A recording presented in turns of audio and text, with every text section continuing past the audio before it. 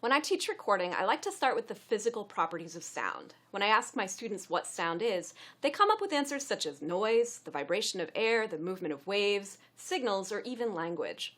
Specifically, sound is a compression wave which results from the back and forth vibration of the atoms of the medium through which the sound is moving. Although we usually graph waves so it looks like they're going up and down, the graph is actually indicating the positive and negative pressure over time, not the movement of individual atoms. The atoms are bumping into each other, creating oscillations of high and low pressure. Compressions are regions of high pressure, tightly spaced atoms, while refractions are regions of low pressure, loosely spaced atoms. In digital audio, we map sound pressure level from -1 to +1. -1 refers to the lowest pressure we are recording, while +1 refers to the highest pressure. The tagline for the movie Aliens is, "In space, no one can hear you scream." Space is a vacuum, meaning there aren't any atoms. Unlike light, sound needs a medium of transmission. Without atoms, there is no sound. The speed of sound changes according to the medium it's transmitted through. Denser materials transmit sound faster. In air, sound travels at 800 miles per hour, water 3,000 miles per hour, and steel 13,000 miles per hour. When it's humid, sound travels faster because the air is denser.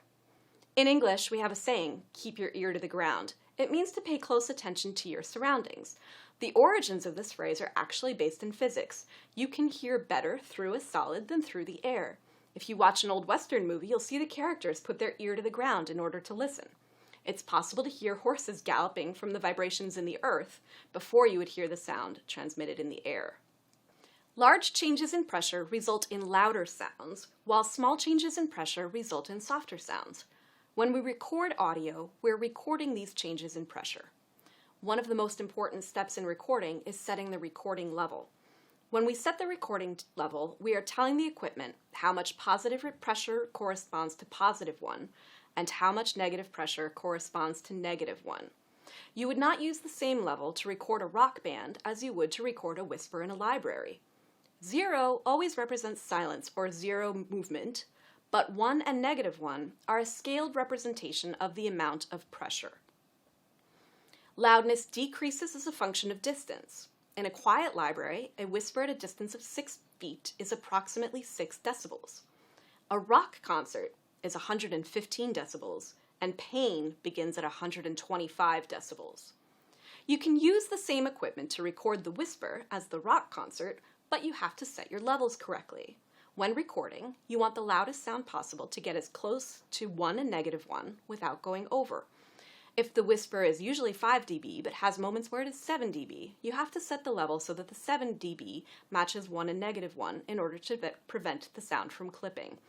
If you're recording the rock concert, you would want 115 decibels to correspond to 1 and -1. If you set your recording level so that 5 dB is the highest pressure that it can record, what happens at 7 dB? The equipment only lets you record from -1 to 1, so anything above 5 dB gets mapped to 1. This creates a horizontal line on the waveform. We're not able to measure the change in pressure from 5 to 7, and so the information gets lost. We're not able to measure accurately, which means we can't reproduce the sound accurately. It's very easy to hear this clipping. The sound gets distorted, and this is why I think clipping is the first deadly sin in audio. Most audio programs have a level meter, which indicates if you have clipped, and I'll show you this meter when I cover the software. Before I go on, you should take a quick quiz on the materials I just covered.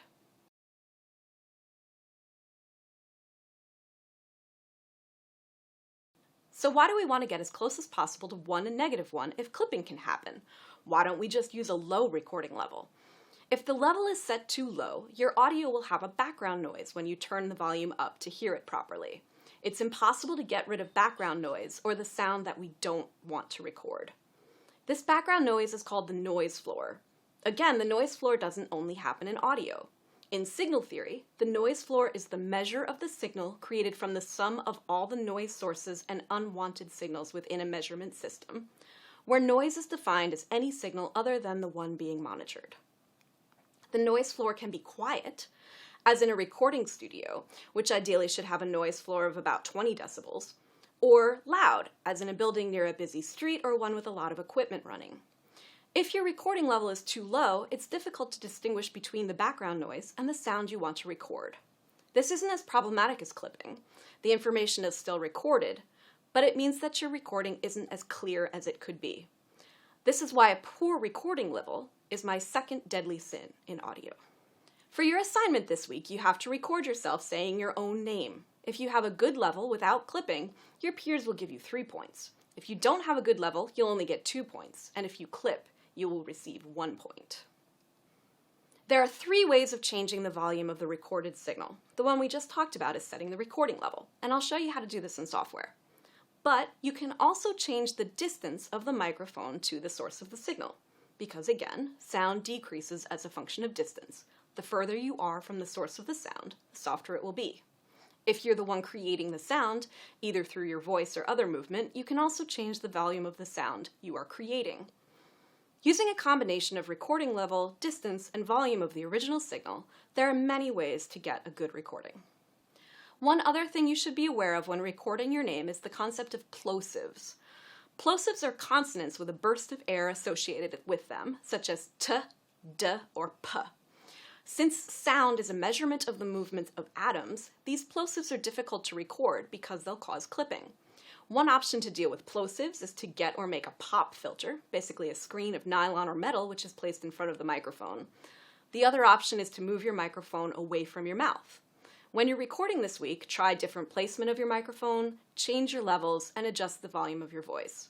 Then choose the best recording to post.